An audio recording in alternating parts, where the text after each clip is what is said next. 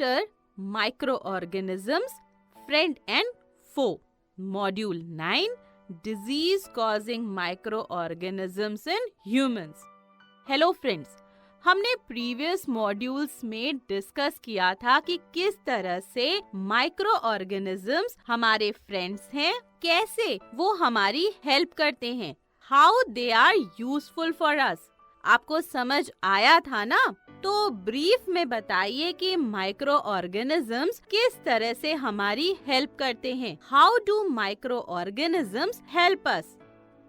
बिल्कुल सही, micro organisms food items के प्रोडक्शन में यूज होते हैं। माइक्रो ऑर्गेनिजम्स अल्कोहल, वाइन और विनेगर के प्रोडक्शन के लिए, कमर्शियल प्रोडक्शन के लिए यूज होते हैं। इसके अलावा माइक्रो ऑर्गेनिजम्स एंटीबायोटिक्स और वैक्सीन्स के प्रोडक्शन के लिए, सॉइल की फर्टिलिटी इंक्रीज करने के लिए और इन्वायरमेंट को क्लीन रखने के लिए माइक्रो ऑर्गेनिजम्स का यूज होता है, वो हेल्पफुल होते हैं।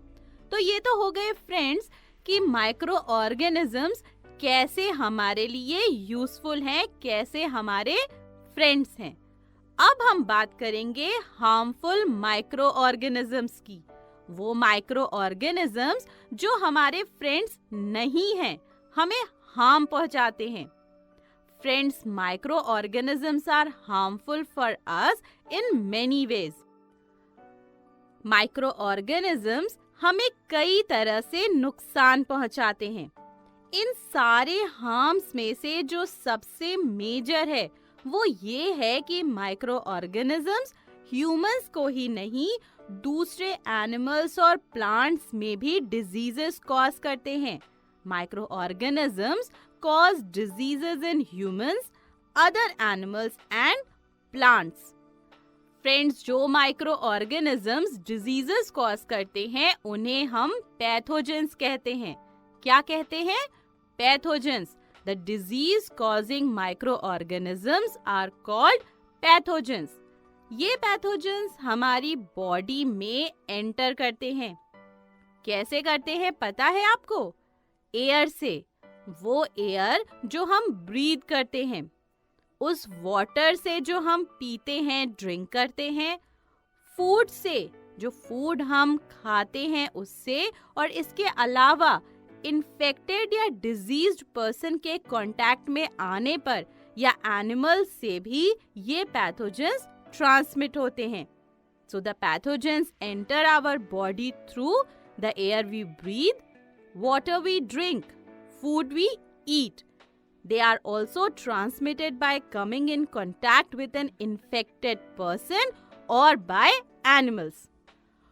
और जो डिजीजेस इस तरह से माइक्रो ऑर्गेनिज्म से होती हैं और एयर, वाटर, फूड या फिर फिजिकल कांटेक्ट से एक इन्फेक्टेड पर्सन से हेल्दी पर्सन में फैलती हैं, स्प्रेड होती हैं, उन्हें हम कम्युनिकेबल डिजीजेस कहते हैं। क्या कहते हैं? Communicable diseases.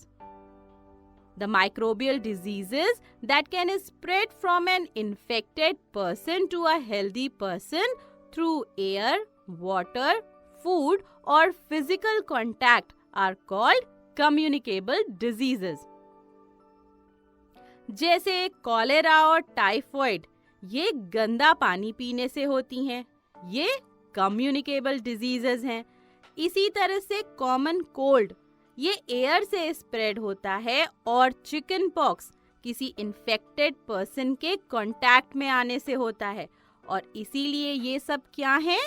ये सारी कम्युनिकेबल डिजीजेस हैं। Cholera, typhoid, common cold and chickenpox all are examples of communicable diseases. Friends, सिर्फ इतनी ही डिजीजेस नहीं हैं, बहुत सारी डिजीजेस हैं। ये देखिए स्क्रीन पर, ये है कॉमन माइक्रोबियल डिजीजेस की लिस्ट। वायरसेस से कौन कौन सी डिजीजेस होती हैं? Common cold, influenza, dengue fever, polio, hepatitis B, chickenpox, measles, mumps, smallpox, rabies और एड्स यानी acquired immunodeficiency syndrome. All these diseases are caused by viruses. इसके अलावा बैक्टीरिया से होती हैं typhoid, cholera, tuberculosis, anthrax, tetanus, diphtheria और plague. Protozoa से malaria, काला आजार, अमीबिक डिसेंट्री और स्लीपिंग सिकनेस, और फंजाई से एक स्किन डिजीज होती है जिसे हम रिंग वर्म कहते हैं।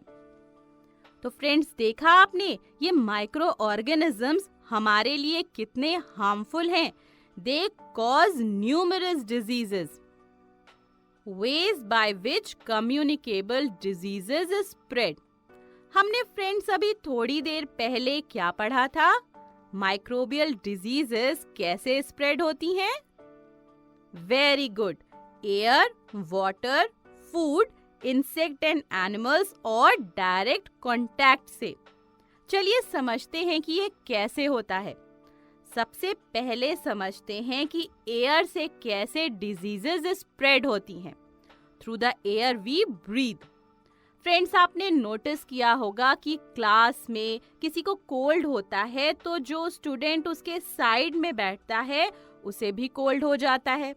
या आपके घर में अगर किसी को कोल्ड होता है तो आपको या बाकी फैमिली मेंबर्स को भी कोल्ड हो जाता है ना? कैसे होता है? फ्रेंड्स, जब किसी भी पर्सन को कॉमन कोल्ड होता है तो जब वो स्नीज करता है, छींकता है, तो मॉइस्चर की फाइन ड्रॉपलेट्स एयर में रिलीज होती हैं, स्प्रेड हो जाती हैं। इन ड्रॉपलेट्स में थाउजेंड्स ऑफ वायरसेस होते हैं। क्या होते हैं? Thousands of viruses. अभी पढ़ा था ना कि कॉमन कोल्ड वायरस से होता है, तो ड्रॉपलेट्स के साथ ये वायरसेस भी एयर में स्प्रेड हो जाते हैं। अब अगर पास में कोई हेल्दी पर्सन है तो जब वो सांस लेगा और इस एयर को ब्रीद इन करेगा तो एयर के साथ पर्सन की बॉडी में क्या एंटर करेगा? वेरी गुड, कॉमन कोल्ड के वायरसेस। और ये कॉमन कोल्ड के वायरसेस उस हेल्दी पर्सन को भी इन्फेक्ट कर देंगे। समझ आया ना आपको कि एयर के थ्रू इन्फेक्शन कैसे स्प्रेड हुआ? When a person suffering from common cold sneezes, fine droplets of moisture carrying thousands of viruses are spread in the air. When a healthy person breathes in this air, the virus may enter the body of the healthy person and cause infection. तो friends, इससे बचने के लिए क्या advice किया जाता है? इसके लिए एडवाइस किया जाता है कि हमें खांसते समय और छींकते समय, यानी वाइल कफिंग एंड स्नीजिंग, हमें अपने नोज और माउथ को कवर कर लेना चाहिए। और अगर किसी पर्सन को कॉमन कोल्ड है तो उससे थोड़ा सा डिस्टेंस बनाकर रखना चाहिए। क्या करना चाहिए हमें to prevent the spread of disease by air? We should keep our handkerchief on nose and mouth while coughing and sneezing, and we should maintain a distance from an infected person. तो यहाँ तक समझ आ गया? Good.